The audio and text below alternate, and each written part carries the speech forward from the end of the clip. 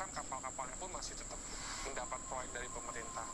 Saya pikir polisi harus bersikap tegas dalam artian menelusuri, kalau bisa sih menindak pelaku-pelaku ini.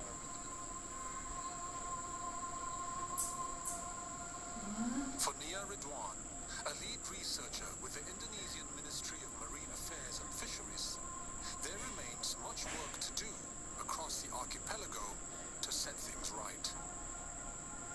Kita sebagai manusia gitu ya, secara sisi humanisnya kita juga harus menghormati gitu ya. Bisa kita bayangkan kalau kerabat kita juga meninggal di negara lain, kemudian kuburannya juga dijarah atau apa, kan itu pasti menyakitkan hati.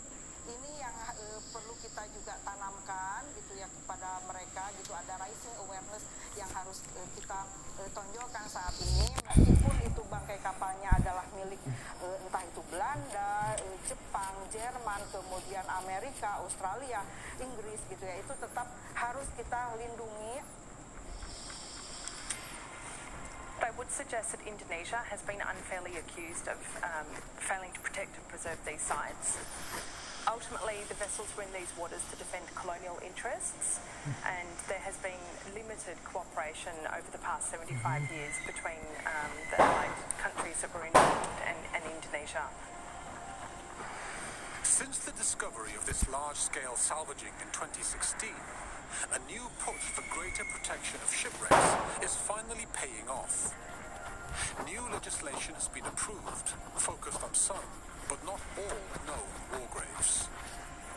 The Kawasan Konservasi Maritim was announced in February 2018 to coincide with the anniversary of HMAS Perth sinking.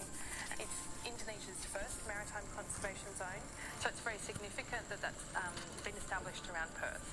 And it provides for a core zone of about a hectare that seeks to protect not just the wreck, but the marine ecosystems around it.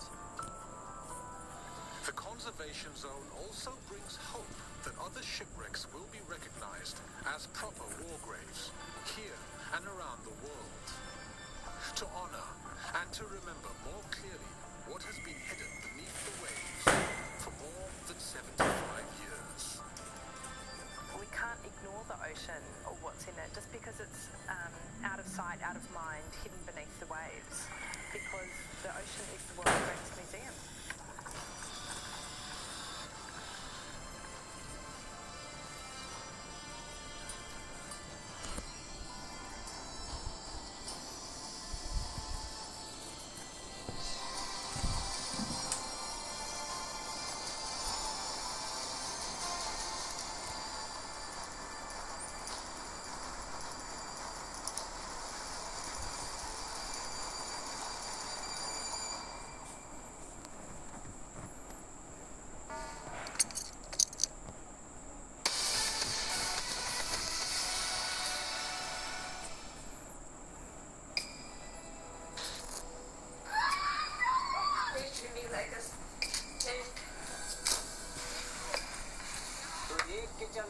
हजारों आदमी भूखे मर जाते।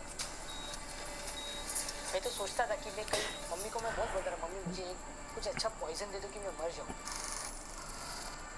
Oh my God, they've been blasting the wrecks. A brand new season of Undercover Asia. CNA Leadership Summit. Presenting partner, Daikin. The human cost of the climate crisis will become even greater. A timely conversation on one of the biggest challenges facing the world today. Climate change will affect every single person. A leadership summit is imperative. In order to bring various leaders together to start thinking about sustainability.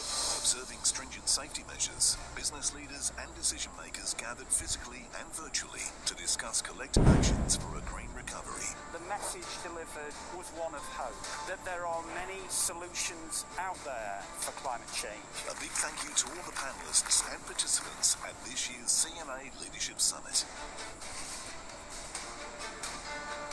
Organised by MediaCorp. Official car partner, BMW. Official partner, RBC, Royal Bank of Canada.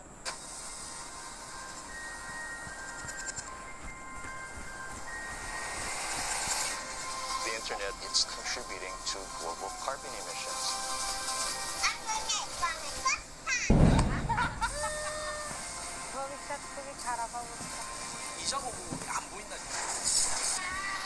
This is like the iPhone of 1902. We collect information from the landscape. My wife, she's dying, please help. It's majestic. I finally made it to the realm of the gods.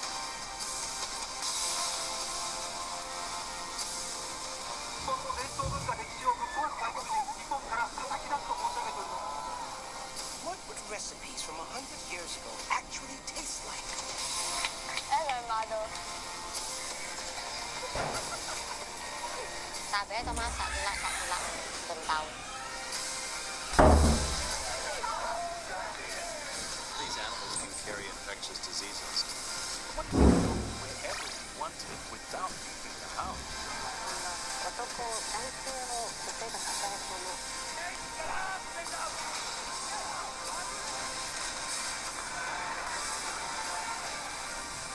They should never have really stayed on board.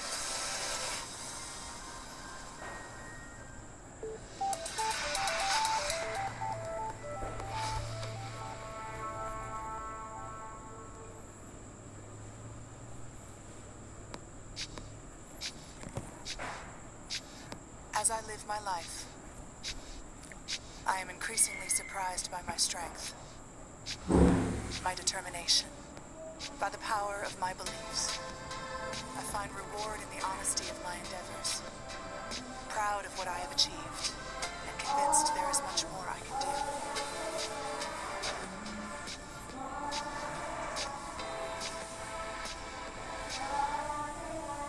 This is Singapore Tonight. Good evening, everyone. I'm Jill Ibrona. Tonight's top stories. Safe management measures boosted at Changi Airport to protect staff and passengers. Sports and arts groups in Singapore to get more support to defray costs amid tightened curbs. 15 town councils will collaborate to improve sustainability practices within their communities.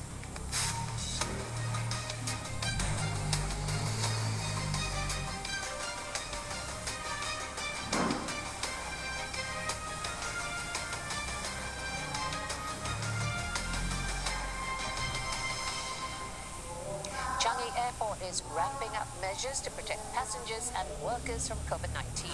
It's now the largest outbreak cluster in Singapore, with 59 cases, including 35 airport workers as of Friday. The cluster has been traced to an area that received travellers from higher risk regions, including South Asia. Passengers arriving from high-risk countries or regions will be separated from those from lower-risk areas. Now, their flights will be assigned to different piers. Passengers from high-risk places will be escorted through the airport using a separate immigration hall, baggage belts and toilets, and be tested at different health screening stations. Airport workers will also be split into groups. Different groups will have separate rest areas and will not intermingle. Now, those working in the higher risk areas will have their meals delivered to them. Workers are also being tested to detect more cases. Almost 10,000 airport workers have already been tested, and the Civil Aviation Authority of Singapore says the vast majority are negative. About 8,000 office workers in the passenger terminal buildings will also be tested in the next few days. Airport workers in higher risk roles will also be tested more frequently, 7 days compared to 14 currently. Vaccination is also being stepped up for aviation workers who haven't received their jabs. Singapore has also reported 31 COVID-19 cases, 19 in the community. 17 of them are linked to previous cases and 2 are related. 11 of the community cases were earlier quarantined. Of the 12 imported cases, 7 are returning Singaporeans or Singapore PRs. The national tally is now at 61,536. About 5,000 inmates, staff and